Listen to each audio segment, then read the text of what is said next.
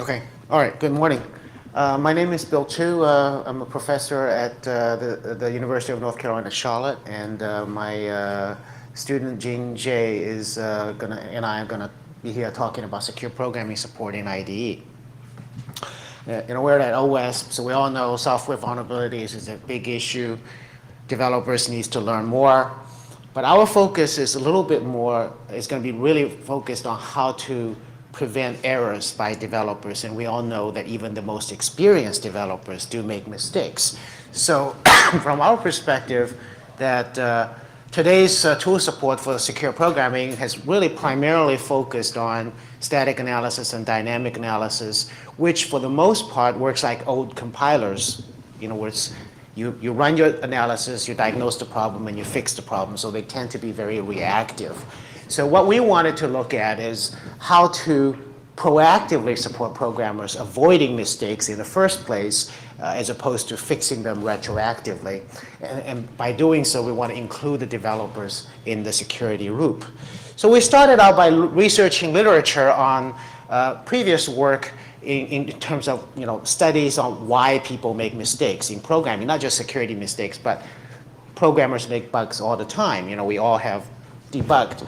And really, many of you probably know Donald Knuth, which is like one of the fathers of computer science. And he actually did a self-study on his own substantial programming activities and found out that mistake of omission is one of the largest class of mistakes. It's not like he doesn't know, he just forgets to do things because there's so many things you have to worry about when you're programming. So that's an interesting insight for us. We also have done some study by interviewing professional developers, specifically in the context of secure programming, why people make security programming mistakes.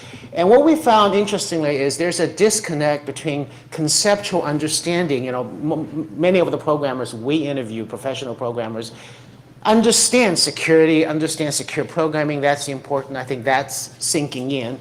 But they don't necessarily connect that context with what they're doing here. They often rely on, for example, some framework or process going to take care of security for me. Even for something basic as input validation, they tend to focus more on the functional aspects and the business logic as opposed to from a security perspective. So our approach is sort of based on the assumption that many common software vulnerabilities are caused by mistake of omission. So for example, failure to perform input validation or output filtering, just people forget. Failure to check security invariants before performing critical operations, for example, CSRF, broken access control. It's not they don't know, they just forget. And so what we want to do is we want to interactively identify those common security mistakes, issues, and using reliable heuristics and warn the programmers in IDE, pop up a warning and say, here's something you need to pay attention to, and we provide them with options to actually take actions. And specifically, we've identified two types of actions. One is what we call interactive code refactoring, and the other one is interactive code annotation. And I will give you a demo of the first type, or the prototype we implemented, and we'll talk about the design for the second one later on in the talk. So the design rationale is the whole tool is based on this idea of recognition instead of recalling. The idea is programmers have very heavy cognitive burdens. We want to help them to recognize problems as opposed to think about it cognitively, and using this key human-computer interaction principle. We want to take full advantages of developers' application knowledge. They are programming in the context, they know the business logic, they know the application context, and we want to support secure software development best practices. For example, we've embedded OWASP ISAPI into our plugin so people can generate code, use ISAPI, latest version of ISAPI to validate their inputs or encode their variables. And we want this to be policy driven, so none of this is hardwired into the program itself so that it can be changed to different environments. So the demo we're going to have is we call it ASIDE, stands for Application Security in IDE. It's based on Eclipse Java. And basically have the feature that's fully implemented is code refactoring. So I'm going to turn it over to Jing. She's going to show you a demo.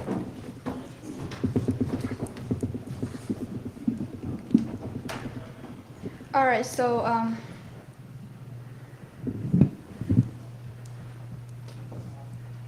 So our site approach aims to provide developers secure programming practice support during the program construction. And our demo comes with a SABI validator and encoder as an example of such practices. And here's how a site works. Once the site is installed as a plugin to Eclipse, you can run it against a project by right-clicking on the project's name in the Explorer view, Project Explorer view, and then navigate to a site menu. So based on the preference setting of a site, which can be viewed through Eclipse preference dialog, a site will identify vulnerable code in the project source code using predefined rules. So as you can see here, the default aside rule setting uses the default trust boundaries from the plugin aside. But these rules can be extended for at your will, as you would see later. So right now, if I click OK, and so to make eSABI more easily available to developers, a site actually does eSABI configurations automatically the very first time you run a site. And these configurations include copying the eSABI libraries into the lib folder under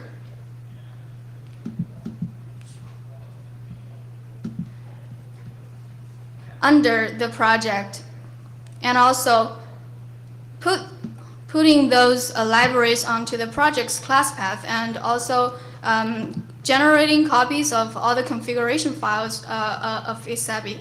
And then once the site finds a match in the source code, it will mark the code with a warning and also highlight the code.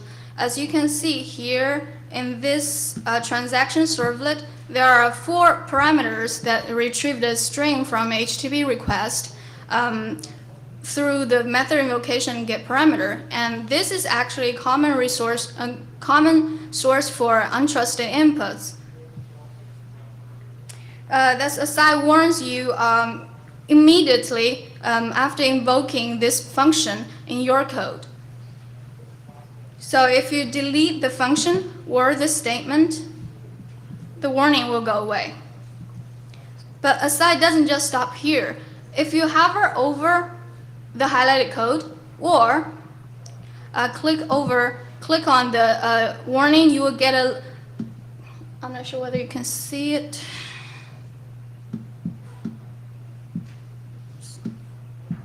So you will get this explanation view, as well as a list of input types that are coded in the eSABI properties files and validation files.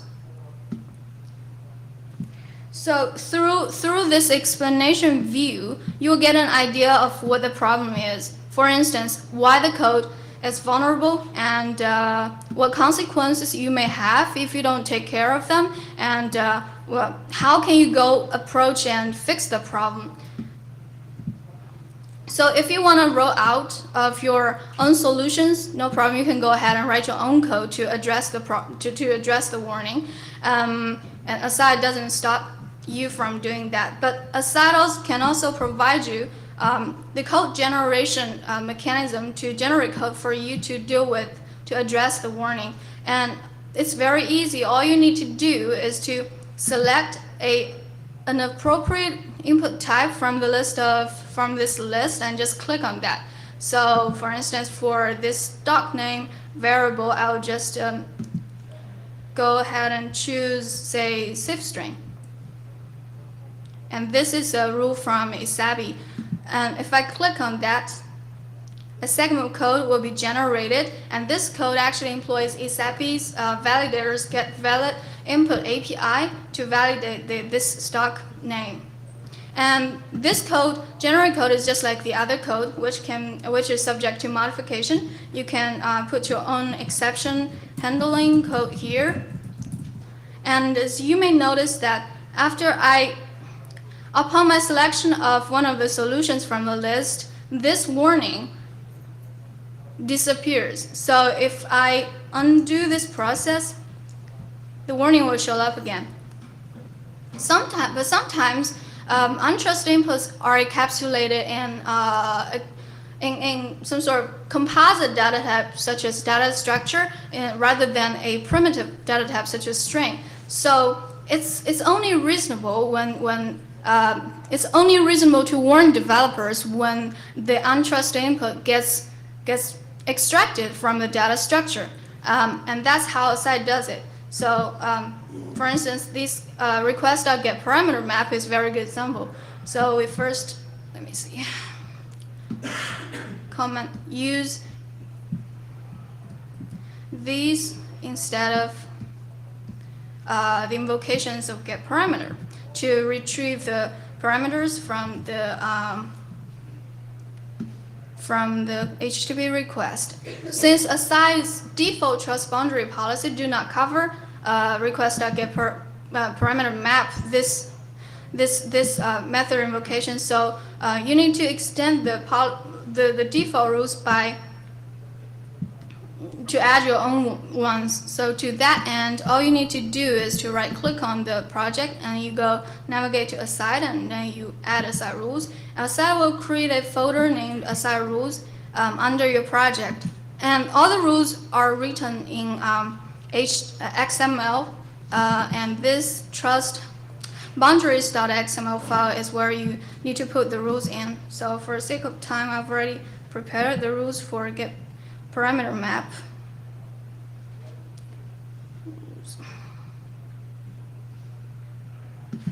So just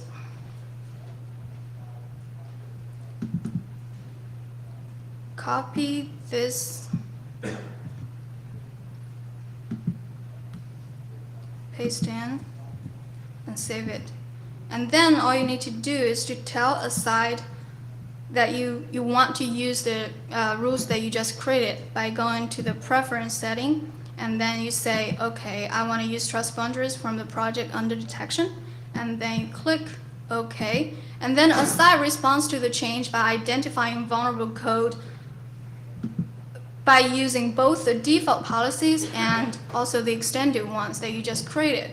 And now you can see that the method invocation map.get are marked as vulnerable because it's where you get the untrusted input. So this code is actually similar to the ones we saw for getParameter. If you delete them, the warnings will go away, and also if you hover over, you will get a list of input types as well as actually here.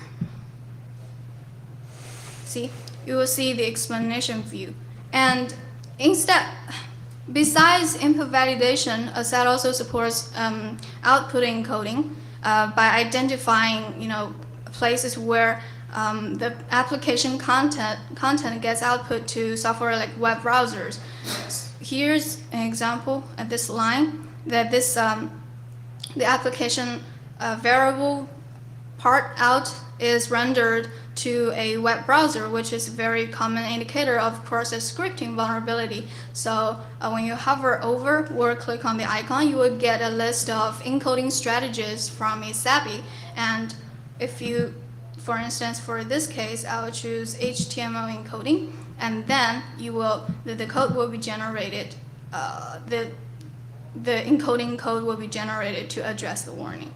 So besides input validation and output encoding, ASAT also provides a feature what we call secure coding on-demand service. So it's for variables or untrusted inputs that are not identified by ASAT automatically because of all kinds of reasons, for instance, lacking trust boundary rules.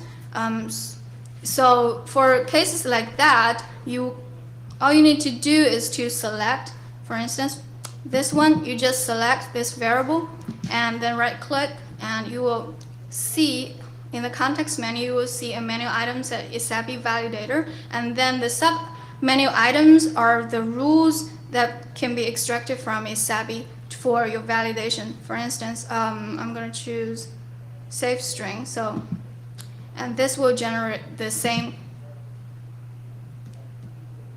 code routines that does the validation. And this is all I have for the demo with that. Okay.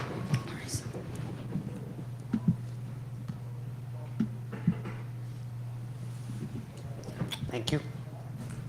All right, so as you can see, that so we put in the programmer support. So the idea is we want to make it as easy as possible for the developers to do the right thing. Okay, and sort of in our work we identify there's at least two different strategies for doing input validation. One strategy is you perform input validation right before a critical operation, like you're putting stuff into the database. Or writing things to the browser HTTP stream. The advantage of that approach is you know exactly what you're doing because this is the last chance you can validate or encode something. The disadvantage is you may have to do redundant validations. For example, you get one input and it goes into two different database tables and then you get two different warnings, as I'm sure many of you have seen those in warnings generated by say something like Fortify. And then and also you may fail to validate because it may be difficult to foresee all the critical operations. Today this set of operations is critical and then tomorrow maybe something else is, and then this strategy is going to not be able to catch that. The alternative strategy is you validate something as soon as it comes in. And then you say, well, no matter where it goes, then I know what the input is, right? The advantage of that approach is you have developers' attention right then and there, make the right choice. But the disadvantage is it can lead to some false positives because some things may never go anywhere, and then you ask for validation anyways. And then it sometimes does not work well with dependency injections, some of these things, because you don't know where the input is coming from. So a site really can handle both strategies, all right? So, and we have experimented with different versions looking at different things. And we've done some evaluations of a site for the refactoring part against an open source project using Fortify as our benchmark. And the details are in a paper, which I will give you a link later on you can look at. But just to summarize, just to give you some additional ideas. So once you have this, then this is not currently fully implemented, but this I think is a very good idea that shows that this input validation is very different from the current, say for example, filter-based input validation, because you're closer to the application context. You're not doing it outside of your application. Before you hit the for example, semantic validation. So once you, let's say, for example, identify an input variable as a file path, okay, then you can have an option to say maybe limit it to a particular directory. All right. So as an example, that you can have a lot more semantics that's specific for the application, and you can add more security protection for that. So I just want to point that one out. And as I said, we've evaluated this against Apache Roller, which is a full-fledged blog server. With 65K lines of code, more than 65,000 lines of code, and we did a simple Google search on powered by Apache Roller, and then 1.8 million entries came up. So there's a lot of things out there that use this as a tool, and then as a platform, and then we benchmarked against Fortify SCA. And then the result is published in a paper which is referenced. I'll give you a link to this. You can get that. And John is not here, but one of the co-authors of that paper is John Melton. Is one of the project leads at the AppSecUSA project. So John actually did a benchmark using his company. He was working at that time for a large financial service company as a software security auditor, and he used his company's best practice as a benchmark to analyze Roller using Fortify, and then we benchmark the results of that against a site and see what sort of results we get. And in the interest of time, I do want to cover some of the more sort of interesting research ideas. So I'm going to skip some of these things. This is what Fortify found. And the thing I want to take away is vast majority of the errors that Fortify generated for this Apache Aurora are input validation, output encoding kinds of stuff. And by the way, John thought that program was sort of average quality. It's not particularly good, but it's not certainly bad. He's seen much worse than that. So vast majority of the, probably more than, about close to 60% of the problems are those input validation and output encoding errors. And 90% of those, Aside could just take care of right away. So in other words, if you used Aside, you could have solved all these problems before you hit static analysis. All these things would be done. Incidentally, there was a university challenge yesterday. Our team, we fielded a team from UNC Charlotte. We won the defense part. Unfortunately, we didn't win the overall competition, but we won the defense part, and the judges were arguing which part is more important. So I'll let this to other people. But the interesting thing is we actually used Aside against two web applications they wanted us to defend. And Aside found like more than 30 vulnerabilities, and we used this mechanism, we're talking about that, to just very quickly wipe out those sort of low-hanging fruits. So I think Aside is particularly effective sort of handling these kinds of things as its current prototype implementation. Just can take care of these things very, very quickly. But I do want to talk a little bit about false positives. So we did some false positive analysis. So Aside reported more than 118 taint sources that, because our current, this version, we track taint sources. More than 118 taint sources than Fortify did, okay? But we did sort of analysis on all these cases. We find that 94 of them are what we would determine as potentially exploitable. And you can make a very strong argument, and we do, as a best defense in-depth practice. You should validate them anyways. There are, however, 24 false positives. So I'll give you an example of something that we think is a good thing to do as a defense in-depth strategy. I would like to hear your take on it. Here's a snippet of code where there's an error, an exception was thrown, and as a parameter to the exception handling routine, the code has request.getURL.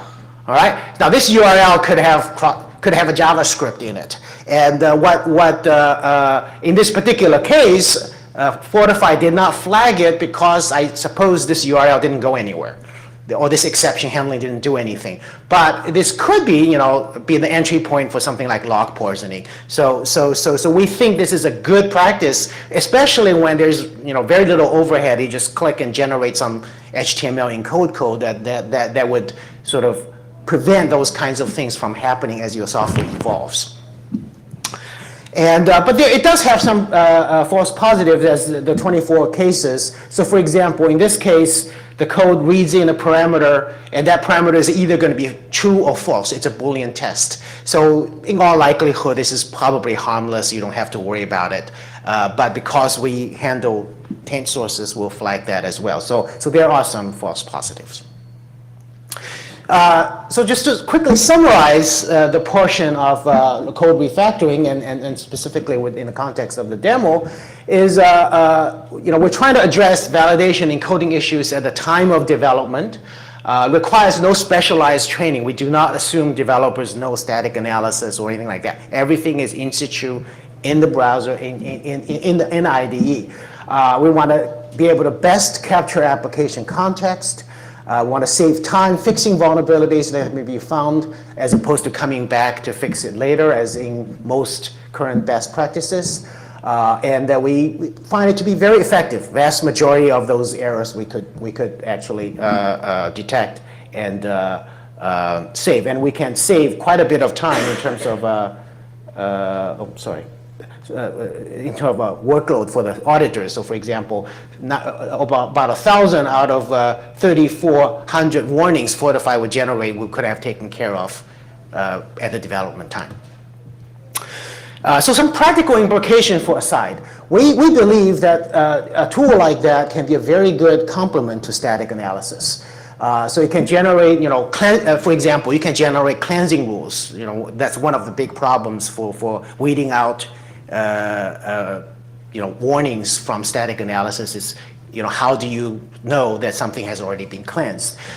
One of the things that Aside can do, because the developer has taken certain actions, you can generate some cleansing rules, and that could be as an input to your security auditing people and say, oh, you know, somebody has already done that, so I don't have to worry about it, okay? So I think that could be a value add. And it could also be used as sort of a light version of static analysis, taking care of some of the basic vulnerabilities without having to invest in a full-blown static analysis. And I think that is also of value. So now I have, in the next few minutes, I'm going to talk about some of the issues. I think we want to take this idea of supporting IDE a little bit further and looking at some more interesting vulnerabilities. And this is, you know, stepping more in the research domain. We have not fully implemented that there.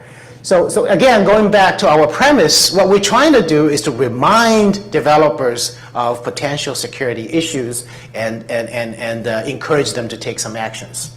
So the second mechanism that we're going to talk about is called interactive code annotation. And I want to first off by saying that, you know, annotation is not a new idea, but the way we are using annotation in this context is different from traditional annotation, because traditional annotation are text-based. You write certain sort of extra syntax program statements essentially in the program, right? So the kinds of annotation we're talking about, the interactive annotation, first of all, it's not text-based. The focus is not about asserting something about a piece of code, but to talk about security relationships between different parts of the code, which is very different from the traditional annotation, which just talks about locally what this piece of code does. And it's entirely, we envision it to be entirely point-click based, so no extra syntax or anything like that is needed. So this is what we're talking about. So we find this is people often misinterpret when they see annotation. Oh, you know, developers don't like to do annotation. And we wanted to make it really easy and hopefully that there is value add, as I will show you later on. So let me give you a motivating example, sort of a simple, very simple online banking kind of example. So if you have a username, role, first name, last name, you have accounts, have account number, transactions, you have transaction IDs that are tied to particular accounts, and then you have a relationship between account number and username, right? So it's sort of very standard, the simplest sort of set of database for tracking those transactions. So here's a sort of our current mock design of this process. So as you're writing code, you see that this line in this particular case, I don't know whether you can see this or not, but what the red line highlights is a routine, a method call that eventually accesses one of those tables. Now the assumption is, you know, you work in an organization with an SSG. I'm assuming people know about BSOM and SSGs, right? So your security auditor says these tables are really critical. Access control, you know, needs to be applied to those tables, let's say, for example. All right. So what we do is we say, okay, this call is going to have access to one of those tables. And we're just asking the developer at that time and say, where is your access control logic? Show me where is your access control logic. So the developer maybe at this point scroll up to this green line and says, okay, here's my access control logic. And that's what I mean by interactive annotation, which is you are relating different parts of the code. Here's a part of the code that does database access, and here's a part of the code that does access control check. And from a program perspective, we have no idea where the logic is, but the developer knows what it is, right? Hopefully. So what we're trying to do is inside IDE to bring out those relationships and capture them, right? And so two questions immediately comes up is where to ask questions, because there's so many different places you can ask the questions. And second is, what is a valid validation? So this is our current answer based on that. We think that ask the question at the level of, you know, database access, like SQL statements, is probably too low level, because you can have library routines that are called by different threats, right? Different transactions, and it may be two different levels. So the right level in our judgment right now is at what use case level, at transaction level. So you know, you let's say you're in a web application, then this is what the user sees at the high level is transaction. So for example, you know, it could be a Java servlet or some kind of an action, any kind of an MVC framework. You have this controller, high level controller that comes in. That's where you want to ask the question. So that's the first point. The second point is, what is a valid annotation? And sort of theoretically, what this annotation is really about parts of an invariant, a security invariant. So it's fundamentally a logic test. It's got to be some sort of a Boolean test. So, okay, it's a Boolean test. Or in a different syntax, for example, something like Spring Security, it might be an assertion, but the assertion is really implemented as a logic test anyway. So fundamentally, it's a logic test. So that's the first thing, is it has to be a logic test, and it must be on the execution path from the web entry to your database access. So somebody just sort of clicks something randomly, we at least do some sanity check to see if the check, if your annotation is actually going to do anything for your for this critical path. Okay. Now, armed with that information, we can actually do some very interesting analysis based on that, and I think those kinds of analysis are not currently being done, at least out of the box in static analysis. So, for example, here's your web entry, and here's your database access, and we ask the developer, where's your access control logic, using this as an example. So this wiggly thing here is where the logic test that the developer says, here, this is where I did my access control. Now, we actually have no idea whether this is accurate, is sufficient. I mean, we're not getting that, right? We just say, okay, looks like it's a Boolean test. It's on the path from the entry to the database access point, so we think it's, I assume you did a good job. But then we can do some analysis, path analysis in the code. If we find that there's another path on which there is no annotation at all, then we can know for sure there's a broken access control, right? Because you told me this is where your access control point is, but I found another path that you could get to the data. So we can do some, certainly these are not complete, but they are sufficient. What we find is probably bugs, but we cannot find everything, obviously. Okay? This is another interesting case. I'll give you an example later on. That let's just suppose you have two different transactions, two different use cases, and you ask the developer, and they may be written by two different people or different teams, and you ask for annotation. They all access the same data table, but they have different annotations. Now, I think it's really interesting to point out, at least to the development team, there's some discrepancy. Is this really true? Maybe one of them should be, extra check should be done, or what, all right? So that's another example, and actually have a concrete example to show you that one as well. So how is that going to work in practice? So we apply this technique to two open source projects, Rolla, which is the one we did analysis on. We also apply this on Moodle, which is a PHP-based course management system, which is phenomenally popular in the university community. And so we did that, and we used statistics, bug track security patches from those open source projects. And we found that in Rolla there were 6 reported security patches. 3 of them are sort of the input validation, output filtering type, which all can be handled by Aside as is in the prototype implementation. There's 1 broken authentication that can be caught by this annotation approach, and I'll give you the details. Moodle has 14 security patches. 1 of them is in the validation and encoding space. 2 of them are CSRF, right? And that could be caught by code annotation. And I'll give you these examples in detail, so hopefully you can see how this might work. So this is our reconstructed logic flowchart for a use case in Apache Rollup. So you have a web entry point and say, well, are the web headers valid? Right? If it's yes, you retrieve the credentials. Are the credentials valid? And if it's yes, you let it access the database. And if not, you throw an exception. But there is also a path where it says if the header is no, somehow it wiggles through the code and have access to the database. I'm sure things like that happen. We've seen this in the wild.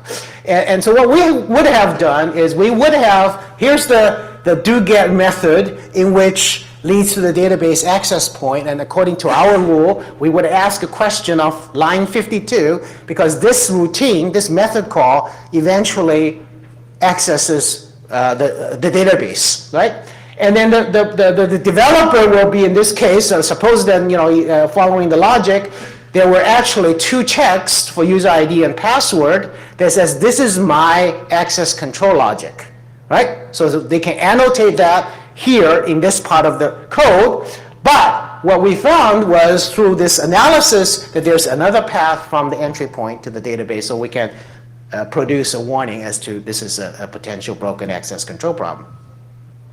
So similar idea can be applied to CSRF protection.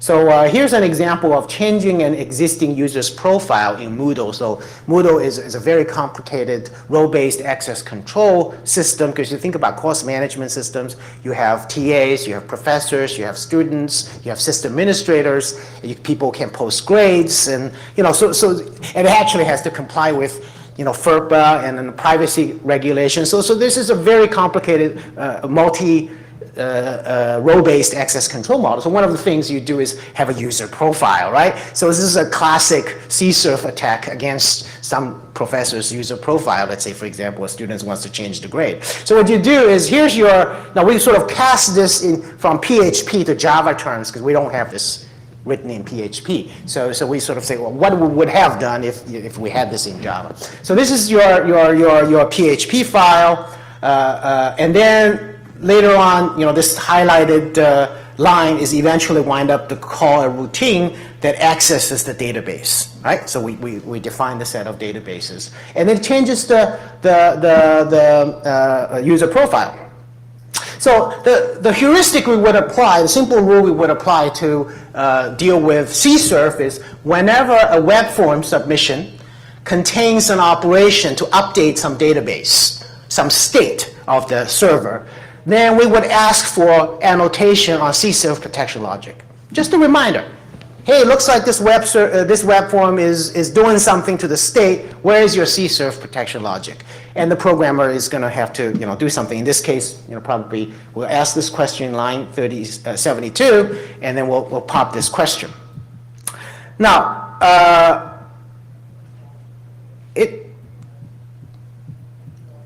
okay, there was somehow a slide missing here, but I'll just talk through it. What happens is, in the case of Moodle developers, they obviously knew CSRF protection really, really well. They have designed special routines and patterns to prevent CSRF. All right, so this is a very mature open source project. But even that, in two cases, the developers forgot to add the CSRF protection routines in. So later on, they would have to issue security patches to patch them up. So we found those out. So these are real cases. So if we had, our theory is, if we had asked that question to the developer at that point, where's your CSRF protection logic? And the developer said, oh, I forgot. So here's what I put in. So that goes back to our theory is we're trying to use these warning as a way to help people to avoid obvious mistakes. So here's another one, delete a post, and same kind of a problem, that there was no CSRF protection at all.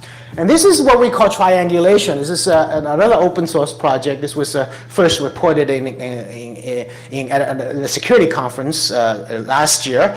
That interestingly, what this paper was trying to do, this research was trying to do, is they're trying to take a source code of a web application and perform dynamic analysis to find out bugs, all right? And then so what you need to do is you need to give it sort of normal use cases, and it'll find security invariants. It will hypothesize security invariants and see whether it does. And I think Professor Giovanni Vigner from UC Santa Barbara is the team that's doing that. I think he has a company that's trying to build this tool as well. So I think this is being, I don't know exactly what the status of it, but I know he was at the last year's AppSecUSA, so he was talking about this. Okay, so this is a case that he pointed out as using dynamic analysis by comparing two different transactions and find out that, in one transaction here you have two invariants, in another transaction you have one, and then you can point out as a potential broken access control problem. All right, as a power of dynamic analysis. What we're saying is we could have done the same thing, at least in this case, with static analysis, but with a little bit of help from the user. So that's very interesting. So if the programmer, if indeed the overhead of annotation is fairly light and the programmers don't mind doing that, they can provide some input to us, to the development process, where we can actually find out these things without having to do dynamic analysis. We can do static analysis, which is, I thought it was, from a research perspective, extremely interesting. So I throw this thing in there. And we did sort of a very quick analysis of SAN's top 25 dangerous programming errors, and we say, okay, we've got these two approaches, interactive code refactoring and interactive annotation. What sort of things that we might be able to help? And so we identified things that, this might have some impact. I mean, it doesn't solve all problems in all cases, but at least in some aspect that one of these approaches could have helped. So let me just sort of quickly summarize what we see as the benefits for this approach. And I want to talk about it at 3 different levels. There's the students, because as we said at the very beginning, education is very important. Most universities don't train people enough in secure programming. So being in an academic institution, we care about training the next generation of programmers. So we want to look at students. We want to look at professional developers. And we also want to think a little bit in terms of the enterprise perspective. So for students, what we have found is code refactoring, code annotation really helps to shape awareness. If you say, like in our universities, in many universities, people teach Java and then use Eclipse as the IDE. If we put aside in there, and then students go through 4 years and they see these things, so at least they get input validation, output encoding right? I mean, among other things, okay? So we think this is going to make a difference. The other thing is professors generally are very busy and they don't grade on the code really for most part. I mean, some of you are teaching part-time, I'm sure, or even full-time, that we don't always grade the code. We just test if the code works. And if it works, okay, that's fine, right? We do some functional testing. Let alone secure programming. So, but with these approaches, we can actually single out, generate a report to faculty and say, hey, this student, is the student paying attention to security, right? So there's some indication that we can train students better. For professional developers, again, the premise is a reminder of security programming practices. In the case of code refactoring, it can sort of do some of the grunt work for you. So let's say you want to do ISAPI and using anti-SAMI. And it's pretty complicated. I have to read the documentation, et cetera, et cetera. But with aside, anti-SAMI is right there because it's part of ISAPI. You just click on it, boom, it's there, right? So it reduces the workload of doing the right thing. For code annotation, we think that the hypothesis is, these advanced analysis can be very helpful in terms of detecting some more subtle errors. We think that enterprise also benefits. For example, you can push out standard libraries, right? As Jing has showed you, that our rules can be extended. So you can write your own rule sets. You can write your own libraries and install them in a plugin. So they want to make sure that everybody who touches code will do the same thing, right? And you can collect statistics, whether people are complying with it, and maybe there's good reason for not doing certain things, but if there are, then you want to find out what these are. Also, the code annotation, in addition to helping you with collecting, SDLC statistics, can aid in code review. So today, your code reviewers typically use your Fortify or something. You run this against Fortify, and but you really don't have the application context. So for example, you're accessing a database. Where is the access control logic? Where is the CSRF protection? You have to read the code to find out. I mean, unless you have the developer sitting right next to you, and if he or she remembers, 1 month afterwards that what he or she did with the code, it's very difficult to do. Whereas with the annotation, if you can open up the file and retrieve, say, oh, okay, here it is. So at least you have some way of doing more in-depth analysis for some really critical pieces of code. So we actually did some user studies, right? This is all, okay. What real people think about it. So we did a user study on 15 graduate students and 10 professional programmers. I don't really have time to go into the details, but overall, people generally notice the warnings. They like this approach, but it works really well with students. The developers are more skeptical. They're sort of burned in their genes. They want to get the functionality first. so they don't always pay as much attention to it. And so it's a little bit more subtle with developers, but overall it's very positive. And then obviously, this is a prototype design. We need to improve that. So we talk about this more in the paper. So in way of conclusion, because I have about 3 minutes, so we've introduced 2 mechanisms, interactive code refactoring and annotation. We think it can be effective addition to the best practice SDLC, preventing some vulnerable, basic vulnerable code from being written, and also improve the efficiency of static analysis. What we're doing right now, one of the thread of the one fork of this project is we got a grant from National Science Foundation just to sort of use aside in university curriculum, particularly Introduction to Programming classes. So we're doing that, and then we will hopefully have some results to report next year. And obviously, improvements are needed to make it more useful for developers. The future work, UI design, we have to look at support frameworks. I think we have most of the work already there, but we have to think about there's some corner cases we still have to cover. Make a site appeal to professional developers. That's why we're here talking to you all and get your input. And thank you very much. I want to acknowledge the National Science Foundation for giving us the funding to do this work. I want to thank Fortify for giving us an education license so that we can do the analysis and benchmark.